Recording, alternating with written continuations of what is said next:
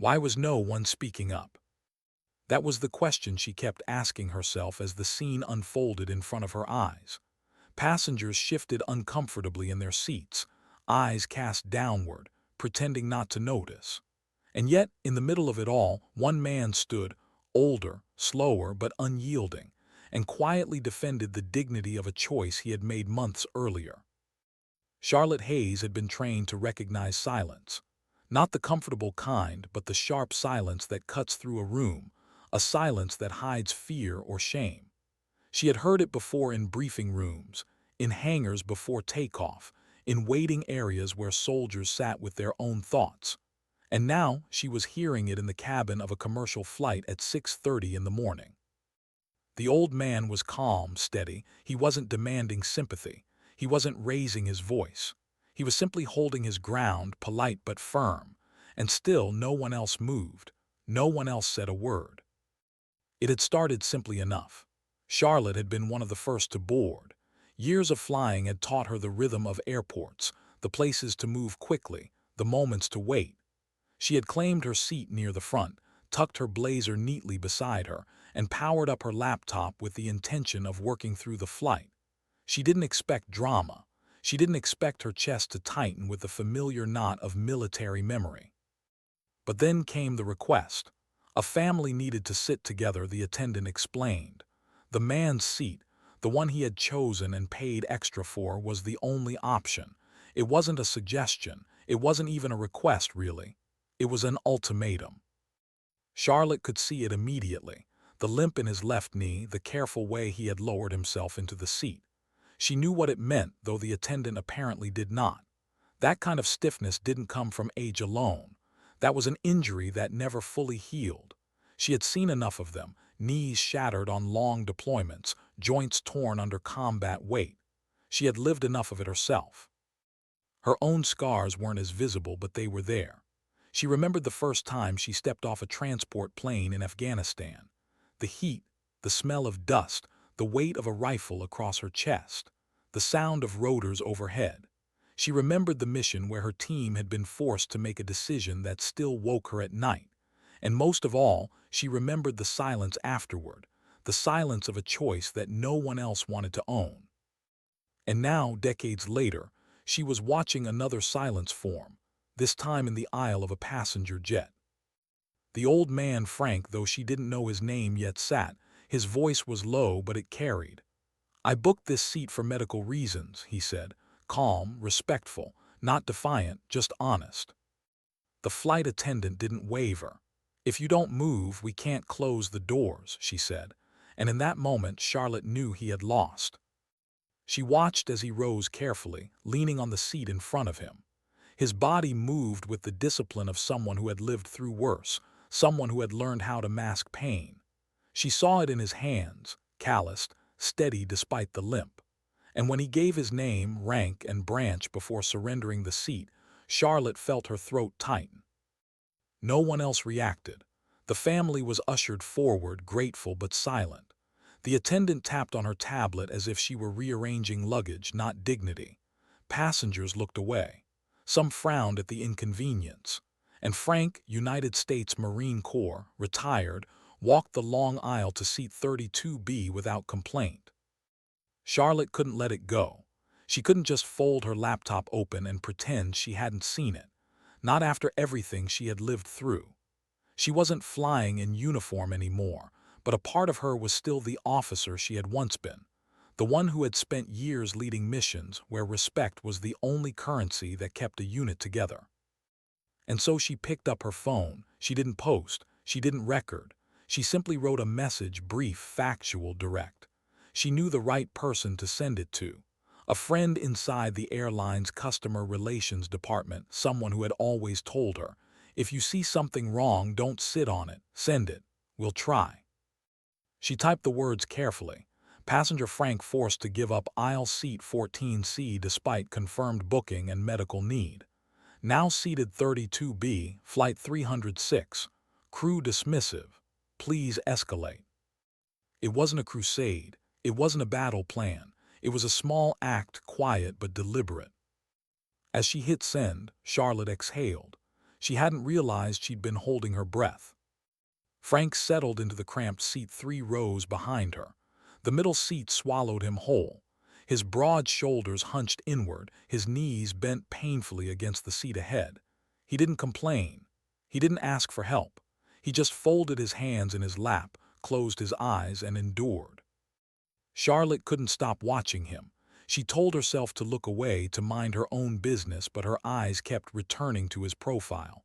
The thick knuckles, the finger bent slightly sideways, the jaw set in a line of quiet endurance. She wondered if anyone else noticed. She doubted it. And that was when it hit her, the familiar ache of recognition. This wasn't just about a seat. This wasn't just about a family sitting together. It was about how easily dignity could be stripped away when people decided it didn't matter. She had felt it herself. Years ago, after her second deployment, she had returned to civilian life carrying things no one wanted to talk about. Invisible scars, sleepless nights, the way people thanked her for her service but shifted uncomfortably when she tried to explain what that service had cost. The way she sometimes felt like a stranger in her own skin. And now, looking at Frank, she recognized the same isolation, the same invisibility, the same quiet vanishing act that happens when the world decides you're inconvenient. The plane doors closed, the cabin lights dimmed, passengers settled in, unaware that a story was about to begin that none of them would forget. Charlotte sat back, laptop still closed. She didn't know what would come of the message she had sent. Maybe nothing, maybe everything. But she knew this much: she would not forget what she had seen. She looked once more at Frank, his head bowed slightly, his hands resting on his lap like a soldier at rest.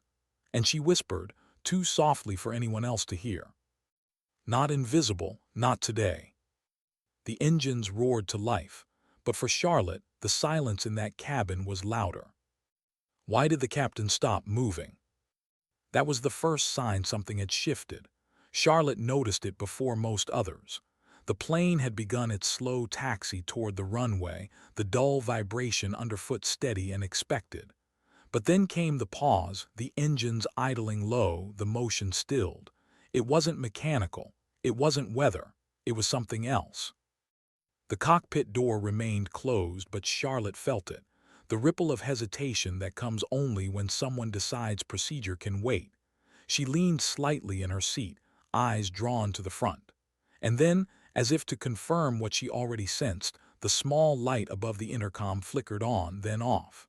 Silence followed, a silence that felt deliberate. She didn't know yet that her message had reached the flight deck. Didn't know the name had rung like a bell in the captain's memory. All she knew was that the stillness was not ordinary. Behind her, Frank sat in his cramped middle seat, eyes closed, but his body gave him away. His legs shifted every few minutes, small adjustments to keep the pain from locking in. Charlotte could see it in the way his hands tightened on his lap, knuckles pale. She imagined the fire in his knee, the old injury flaring up under the cruel angles of cheap seating. She knew that kind of ache, the kind that doesn't simply sit in one place but radiates, climbs, demands attention until it becomes louder than thought itself. No one around him noticed. The college student beside him kept his headphones on, lost in a glowing screen. The businessman on the other side jabbed at his laptop keys, elbow pressed into Frank's space as if claiming territory. Neither spared him a glance. Charlotte did, always, because she remembered being ignored. She remembered limping off a flight years earlier, her ankle wrapped tight after a training accident. She remembered the looks, the way strangers shifted, not out of malice but out of discomfort, as if acknowledging weakness was contagious. And she remembered thinking, in that moment, how easy it was for people to erase someone without ever meaning to. Her phone buzzed in her lap. She glanced down. A message forwarding to operations. Unacceptable. Will notify cabin if escalated. Her chest tightened. It was more than she expected. Usually, complaints disappeared into silence, lost in bureaucracy. But this had reached someone. And now she wondered what might happen next. The sign chimed overhead. The attendants moved briskly through the aisles, tugging at bins, checking belts. One passed by Frank without a word, not even a glance. Charlotte's jaw clenched. She thought of all the times she had walked past a soldier she couldn't help, not because she didn't want to, but because orders tied her hands. She had learned to live with those moments. But watching a crew member pass Frank as if he were invisible, this felt different. This was not war. This was choice. The woman in uniform stood near the galley, tablet clutched in her hands like a shield. Her face was composed, professional, but Charlotte caught the tightness in her jaw.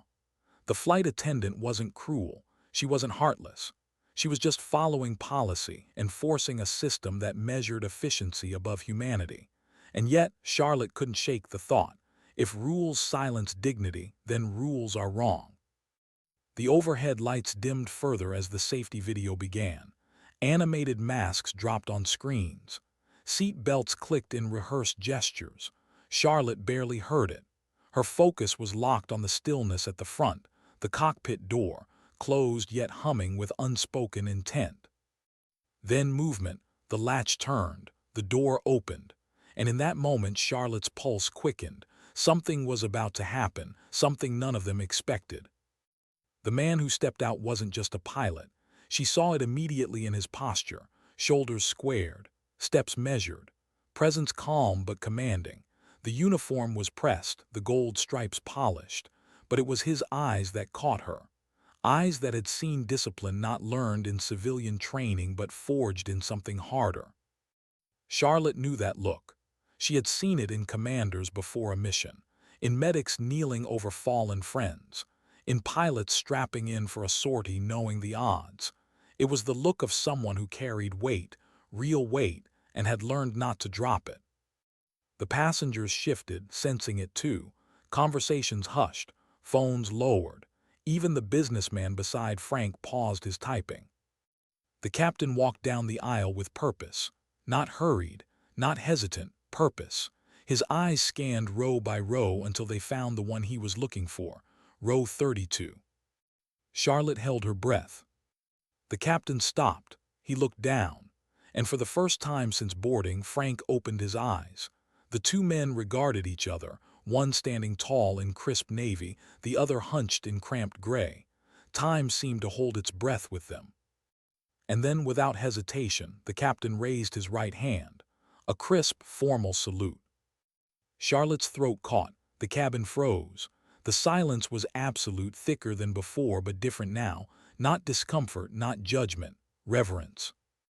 Frank blinked, startled, his weathered face searching the captain's expression as if unsure this was real. "Staff Sergeant Frank," the captain said, his voice clear, deliberate, and unwavering.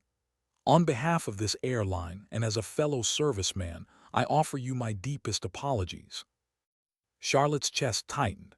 She wasn't the one being addressed, but the words landed in her bones. "You should not have been asked to move from your seat," the captain continued. "It was an error, and we are going to make it right."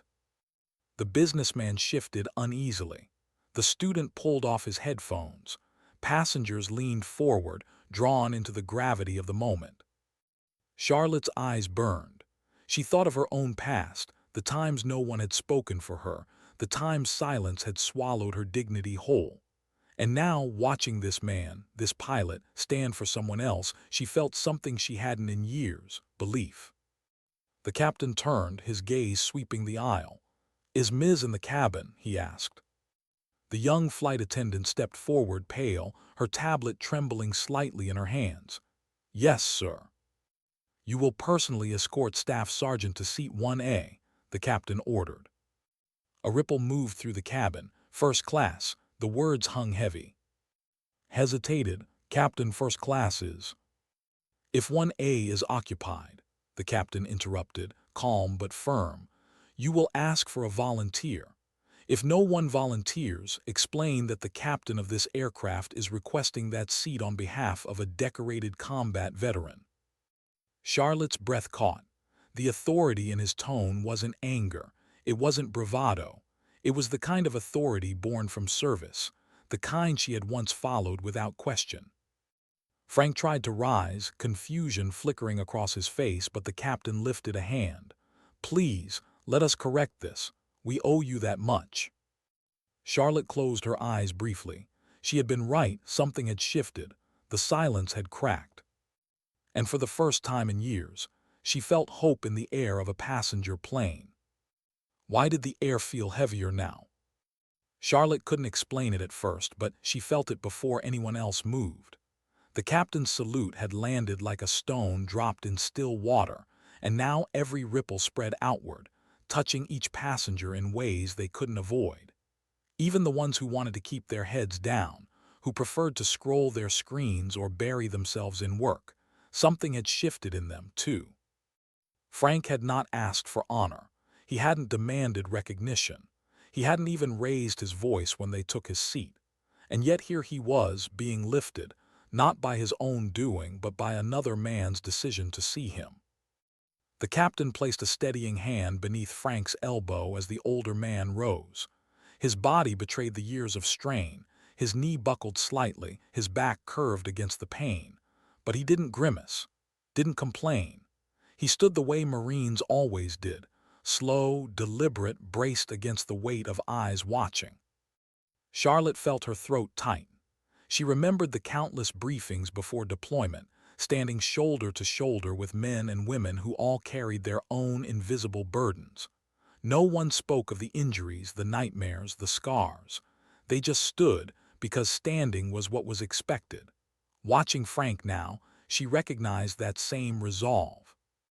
The businessman beside him slid awkwardly into the aisle, no longer typing, his earlier confidence deflated.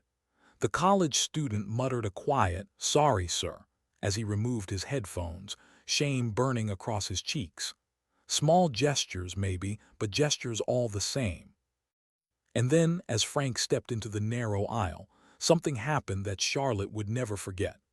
A middle-aged passenger, baseball cap balanced on his knee, reached up with a hand and pressed it flat against his chest. Not loud, not performative, just a silent salute from one man to another. Charlotte's breath caught. She felt the sting at the corners of her eyes and blinked hard. It wasn't just respect. It was memory. She thought of her own unit, men who had given the same gesture before stepping into a firefight, women who had pressed their palms against their hearts as they carried out a comrade's casket. For her, that small touch meant more than applause ever could. Frank walked slowly, every step a careful negotiation between will and pain. The captain didn't rush him. He stayed by his side, a steady presence. And in that patience, Charlotte recognized leadership, the kind not taught in manuals but learned in silence and sacrifice. The young attendant who had moved Frank earlier stood frozen halfway down the aisle, tablet clutched tight. Her face was pale, her smile gone. Charlotte studied her carefully. Wasn't a villain. She was a product of rules, of systems that valued efficiency over compassion. But now, with the captain's gaze fixed on her, she seemed small, smaller than the rank she wore, smaller than the authority she had wielded so confidently before. "Miss," the captain said, calm but unyielding, "Seat 1A now." The words cut through the air, leaving no room for protest. Passengers leaned in, curious. Some whispered. Others simply watched in silence, aware they were witnessing something that didn't belong to the ordinary rhythm of air travel. Charlotte's hands tightened in her lap.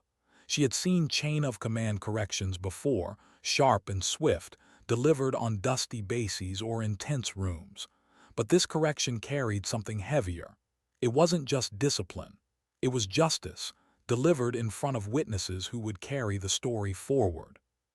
Frank continued down the aisle, the captain still at his elbow.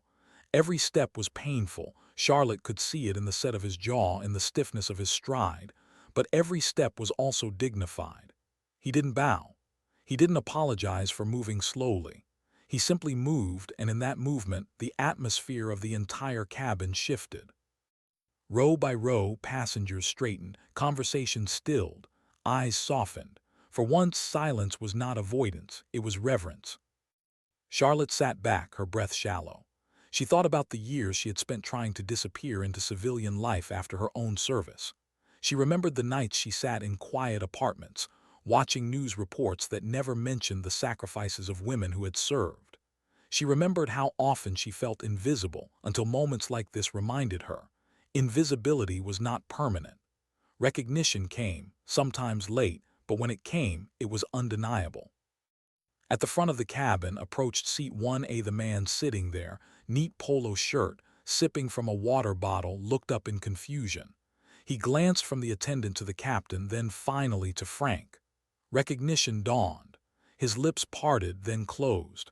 Without protest, without complaint, he stood. "It's an honor, sir," he said quietly and stepped aside. Charlotte closed her eyes briefly. That was it, the difference between dignity and dignity restored. It didn't take a speech. It didn't take drama. It just took one man recognizing another's worth. Frank lowered himself slowly into the wide leather seat of 1A. He exhaled, not loudly, not dramatically, but in a way that Charlotte felt in her own chest. Relief, respect, dignity returned. The captain turned back toward the cabin. His voice carried, not raised but clear. "If that seat had not been given," he said, "I would have reassigned my co-pilot's jump seat, and if that wasn't available, I would have given up mine." The words they weren't even for Frank. They were for everyone else. A reminder that honor has no hierarchy. Charlotte felt her pulse in her ears. She looked around. People were sitting now, eyes wide, expressions softened. Something had changed inside them, too. For once, she thought, silence didn't mean absence. Silence meant presence. And then from halfway down the cabin, a voice broke the stillness. A man stood, late 30s, shaved head, plain hoodie. His voice shook, but his words were steady. "Staff Sergeant," he said. Frank looked up, startled. "I served under you," the man continued. "Camp Leatherneck 2006, you saved my life." His voice cracked. "We never got to thank you." Charlotte's heart clenched. She had seen reunions like this before, unexpected, raw, overwhelming. They were never scripted. They were never polished. They were simply real. The man's eyes welled, his words faltering. He sat down quickly, wiping at his face, overwhelmed by the flood of memory. Frank said nothing. He simply bowed his head slightly, jaw tight. But Charlotte saw it, the flicker in his eyes, the recognition, the weight of being remembered. The cabin fell quiet again, but this time the silence was thick with reverence. Charlotte looked at Frank, this old Marine who had walked the long aisle with pain and patience, and she whispered to herself, "Not invisible, never again." Why was the plane still waiting? Engines hummed, but they hadn't moved. No taxi, no push to the runway, just stillness. The kind of stillness that made time feel suspended, as though the aircraft had become more than steel and seats, as though it had turned into a place of reckoning. Charlotte leaned forward slightly. She could feel it building, the weight of something about to be said. Her instincts, sharpened by years in briefing rooms and mission tents, told her that silence doesn't stretch this long unless someone is preparing to break it. The captain stepped into the narrow alcove where the intercom hung. He adjusted the switch with a precision that seemed ritualistic, then raised the handset to his mouth. The cabin held its breath. "Ladies and," his voice rang, deep, steady, deliberate, not hurried, not rehearsed, carried by something stronger than duty. "Before we depart, I need to make a brief announcement." Every head turned. Even the restless child in row 9 stilled. Even the businessman who had once claimed an armrest leaned back, uncertain now. Charlotte felt her pulse in her ears. "Today," the captain continued, "a mistake was made." The words dropped heavy into the cabin. No euphemisms, no deflections, a mistake. "A man who served this country," he said, "a man who carries the visible and invisible scars of that service, was asked to give up his seat, not because of an error in booking, not because of safety, but because of a policy that, today, prioritized convenience over honor." Charlotte's throat constricted.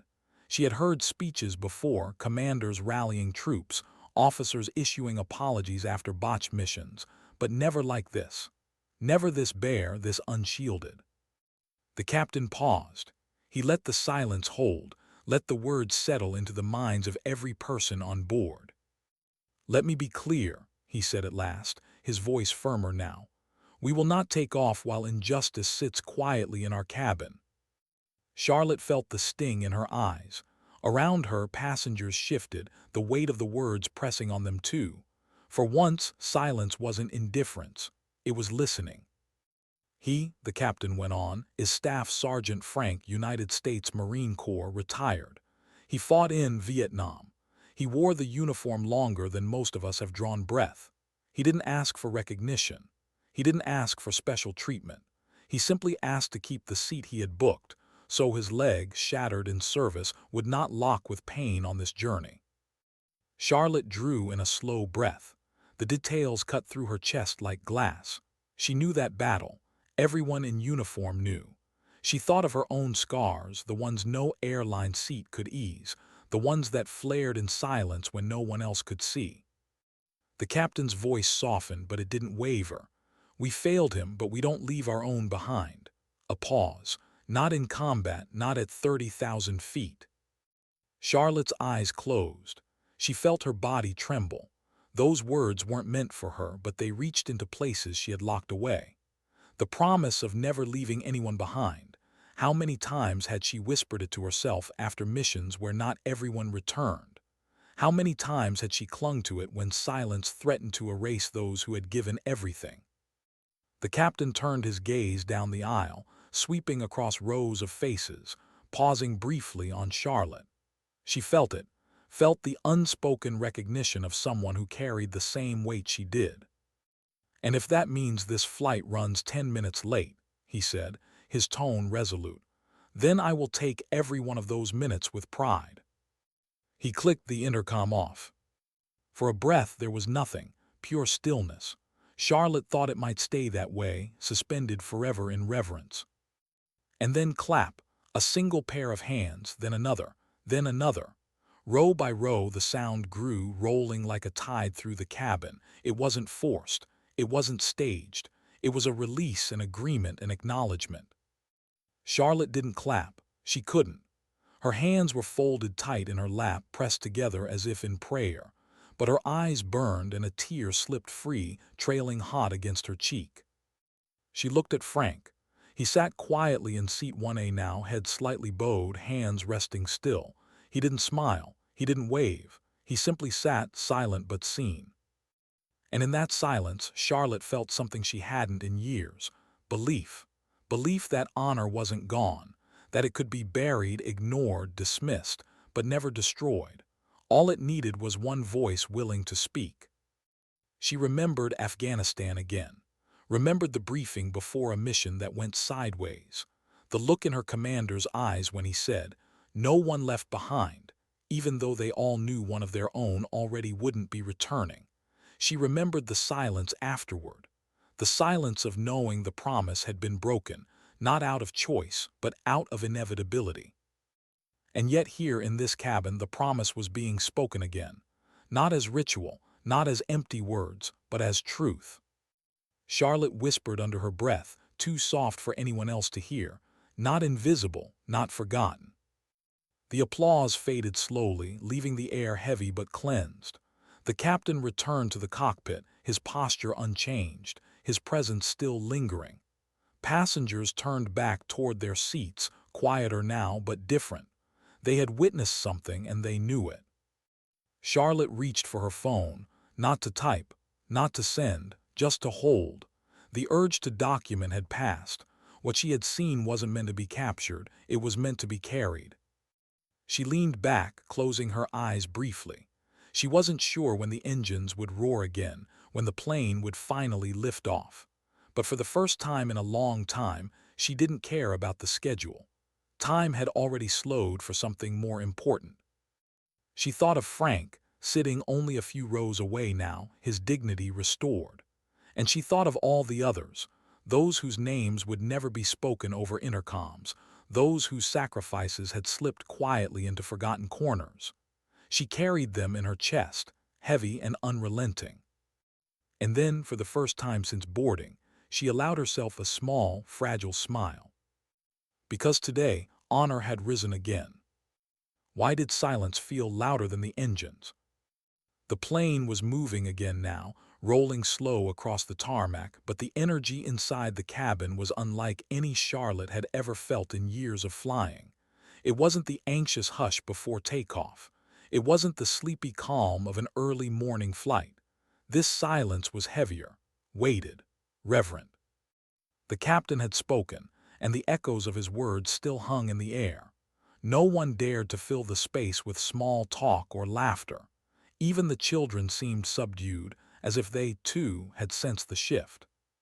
Charlotte sat back, eyes fixed on the window, watching the sunlight glare across the wing. She tried to slow her breathing, but her chest ached. What she had just witnessed wasn't just about one man's seat. It was about something she thought the world had stopped remembering. Honored. She whispered the word in her head, rolling it over like a stone she hadn't touched in years. She remembered the last time she'd felt it in the air around her, before a mission, before the silence of loss, before her own retreat into a civilian life that never quite fit. Honor had always felt like something slipping further away. But here, on a crowded flight, it had stood tall again.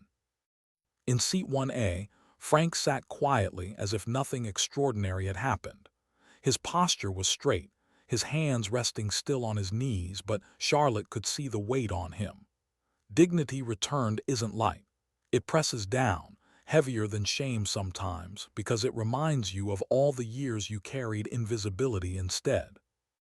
And then it happened. A voice broke the silence, not loud, not rehearsed, shaky, human. "Staff Sergeant." Charlotte turned.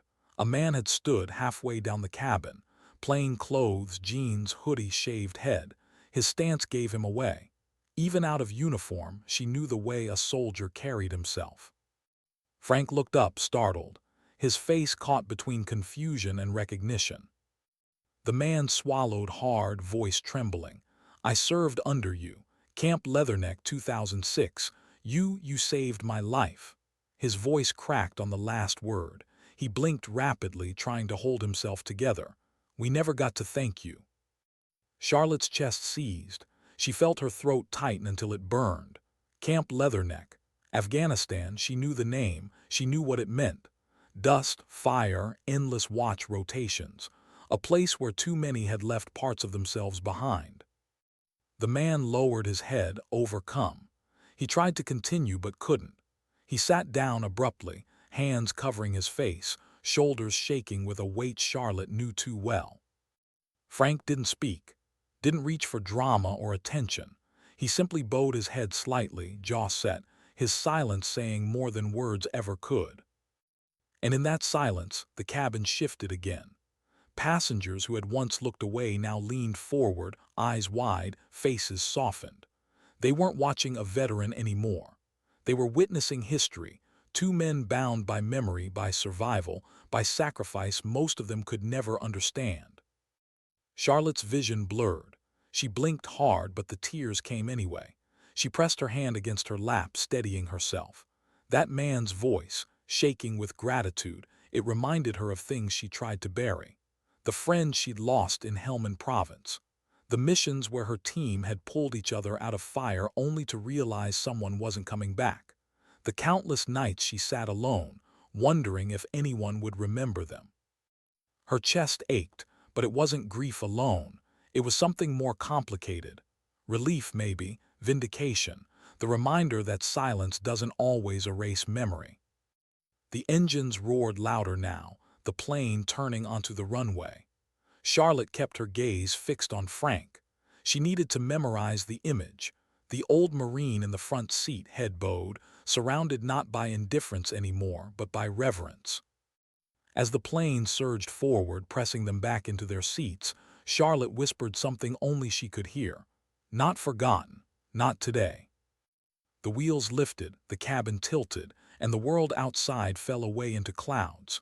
Inside, though, the weight remained. Charlotte glanced once more at the younger veteran. His face was streaked with tears, his eyes red, his chest rising and falling with uneven breaths. But he was here. alive, carried by the choice of the man in seat 1A decades earlier. Charlotte closed her eyes. She thought of the ones who weren't. The ones whose names would never be spoken over an intercom, who would never be saluted in front of strangers, who would never be recognized by a captain willing to hold a plane for 10 minutes of dignity. Her jaw clenched, but then she felt it, something small, fragile, and almost forgotten: hope. Because today one man's silence had been broken, one man's honor had been restored, and maybe, just maybe, it meant the others weren't gone either. She exhaled slowly, the kind of breath that comes not from calm but from survival, and she whispered, as if speaking to ghosts she carried in her chest, "We remember, we always remember." The plane leveled off. The sign dinged. Passengers shifted. The spell might have broken, but Charlotte knew it hadn't. Not really. The moment would live long past this flight, carried in stories, in whispers, in the quiet corners where honor refuses to die. And as she leaned back into her seat, she felt the faintest trace of something she hadn't let herself feel in years. Belonging. Why did the descent feel different this time? Charlotte had flown more times than she could count. She had felt the dips and tilts of countless landings, the way engines roared, the way the cabin pressed forward with momentum. But this one was different. She could feel it, not just in her chest, but in the very air of the plane. The flight had been quiet, not the restless quiet of bored passengers, not the impatient quiet of a delayed schedule. It was the quiet of reflection, of people sitting with something they couldn't name, a hush born from recognition. Charlotte had tried to open her laptop once, but her hands hovered useless over the keys. What was she supposed to type? Spreadsheets? Emails? None of it mattered here. Instead, she closed it gently and let her gaze rest on the clouds outside, streaked golden with afternoon light. Her mind drifted back to the faces she had seen. The businessman who had once elbowed into Frank's space now sat, his eyes often flicking toward the front of the plane, softened somehow. The student who had mumbled an awkward apology kept staring at his hands, headphones dangling uselessly around his neck. And the younger veteran, hoodie, shaved head, had spent most of the flight with his face turned toward the window, wiping at his eyes when he thought no one was looking. But Charlotte noticed. She noticed everything. Years in uniform had trained her to scan rooms, to measure silences, to read the space between people. And what she read now was unmistakable. This wasn't just a flight anymore. It was a moment. Frank sat quietly in 1A, a blanket draped lightly across his lap, water bottle untouched on the tray beside him. He hadn't spoken, hadn't turned around. He didn't need to. His silence was no longer invisible. His silence was now the loudest thing in the cabin. Charlotte closed her eyes briefly. She thought of the men and women she had served with, the ones who came home and the ones who didn't. She thought of the countless times she'd boarded planes in silence, the weight of memory heavy on her chest, wondering if anyone around her even knew. Most hadn't, and she had learned to live with that. But today, she had watched a man lifted from invisibility into light. Not because he demanded it, but because someone finally decided to see him. The captain's words still echoed in her head. We don't leave our own behind. Not in combat. Not at 30,000 feet. Her jaw tightened, and she let the words settle deep.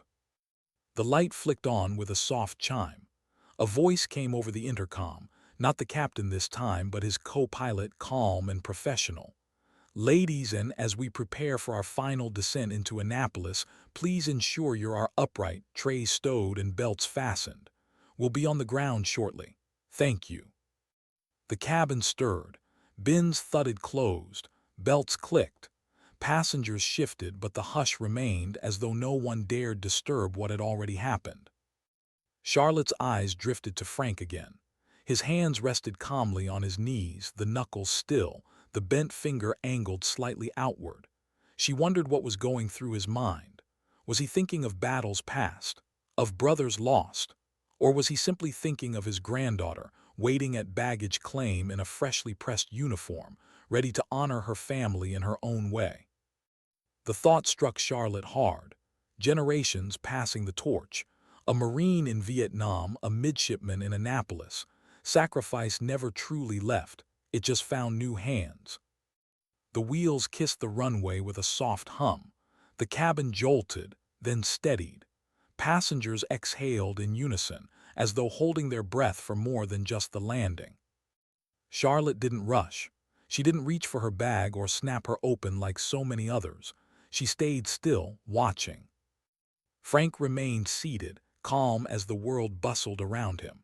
Passengers gathered belongings, tugged suitcases from bins, murmured to each other in hushed tones. But many of them glanced toward him as they moved, offering small nods, brief smiles, quiet acknowledgments. No words, just gestures. Subtle but undeniable. Charlotte rose slowly when the aisle cleared, her blazer folded neatly over her arm. As she stepped toward the exit, she passed Frank in 1A for a moment. She hesitated, her hand brushing the edge of his seat. He looked up at her, his eyes weary but steady. Charlotte leaned in just slightly, her voice low, meant for him alone. "You reminded all of us who were supposed to be." Frank didn't speak. He didn't need to. His nod was enough. The jet bridge was bright with noon sunlight, a stark contrast to the hushed cabin. Charlotte walked slowly, her steps deliberate. She didn't check her phone. She didn't look back. She knew the image would remain etched in her memory forever. And then baggage claim. The crowd thinned, families reunited, travelers dispersed. But Charlotte lingered near the edge, drawn by something she couldn't name. Frank appeared, moving slowly down the corridor, his limp pronounced now that the adrenaline had faded. His duffel was slung over one shoulder, worn, patched, heavy with years. And then she saw her, a young woman in a crisp midshipman uniform, posture sharp, hands clutching a hand-painted sign that read, "Welcome, Grandpa Frank." Charlotte's throat tightened. The girl spotted him, her eyes widened. She dropped the sign and ran, uniform shoes clattering against the tile. Frank didn't brace himself. He let her collide into him, arms wrapping tight around his waist. He staggered slightly, his bad knee trembling, but he didn't care. He held her close, head lowered, eyes shut. "Your knee," she whispered, pulling back just enough to look at him. "Are you?" He smiled, faint but true. "I've had worse." Charlotte felt her chest ache, but this time it wasn't sorrow. It was release. She turned, giving them space, her own memories rising like ghosts she no longer feared. Families reunited, brothers in arms returning, the faces of those who never stepped off the plane. She swallowed hard and whispered to herself, "Sometimes honor doesn't fade, it just waits." And with that she walked away, the sound of reunion still echoing in her ears. Why did the letter feel heavier than paper? Frank sat at the small oak desk in his study, sunlight spilling through the curtains in pale strips. The flag folded neatly in a triangular frame sat beside a photograph of his younger self in uniform, his jawline sharper, his eyes unburdened by decades. He had lived in the same modest Wyoming home for years. Nothing had changed much, coffee pot still old, boots still by the door. But the envelope he held now, this was new. The return address read Transcontinental Airlines. He slid it open with care, unfolding the page. The words were formal, typed, official. Yet as his eyes scanned the lines, something inside him shifted. As of today, you are designated a lifetime guest of honor with Transcontinental Airlines. No more booking codes, no more fees. Just tell us where you're going. We'll get you there. Beneath it, a handwritten note from the Veterans Council. "Mr. What happened on Flight 306 reminded us who we are. Thank you." Frank set the letter down beside the flag. He said nothing. He didn't smile. He didn't weep. He simply let the silence settle around him, heavier than words, thicker than air. But days later, another envelope arrived. Hand-addressed. No corporate logo, just a sealed Department of the Army, Office of Military Records. Frank's hands trembled slightly as he opened it. Inside, a typewritten note, and behind it something more. The note explained that after public inquiry, his file had been reopened. A report long buried in the chaos of 1968 had resurfaced. It described February, how Staff Sergeant Frank, with his knee already shattered by shrapnel, had pulled 6 Marines from a burning vehicle under heavy fire. Alone. The file had been marked incomplete, then lost, until now. Frank stared at the signature at the bottom, General James E., and beneath it another sheet, handwritten. Frank, I was Corporal 3 in that vehicle. You don't know me, but I've known you every day since. I made it home. I made a family. I made a life. All because a Marine who limped worse than me refused to let go. Thank you. You were never invisible, not to us. Frank sat there for a long time, the letter trembling in his hands. He exhaled slowly, pressing it flat against the desk, his eyes closing. 50 years of silence unraveled quietly in that small Wyoming room. Elsewhere, Charlotte Hayes sat at her own desk, laptop glowing in the dim light of her Richmond apartment. She hadn't meant to write about the flight. Not at first. She had told herself it was private, something sacred, something to carry quietly. But the story had burned in her chest, refusing silence. So she wrote, not with flourish, not with dramatics, just the truth, the man who was asked to move, the captain who stood up, the silence that turned into a standing ovation. She read the draft once, twice. Her finger hovered over the send button. For a moment she hesitated, remembering the times she'd spoken up before, the times her words had gone ignored. But then she thought of Frank, bowed in 1A, his silence speaking louder than anything she could type. She clicked. The story spread faster than she expected. First, a regional outlet picked it up, then a national one, then dozens. By week's end, the salute at row 32B was headline news. Charlotte watched, stunned, as the images. The photo of Frank in 1A, sunlight falling across his weathered hands, began appearing everywhere, from school assemblies to VFW halls. People shared it online, not as gossip, not as scandal, but as remembrance. She read comments from strangers. Reminds me of my grandfather. My dad served. Thank you for honoring him. I was on that flight. It was real. I'll never forget it. Charlotte closed her laptop one evening and just sat in the dark. She didn't need the noise. She only needed the truth she had seen with her own eyes.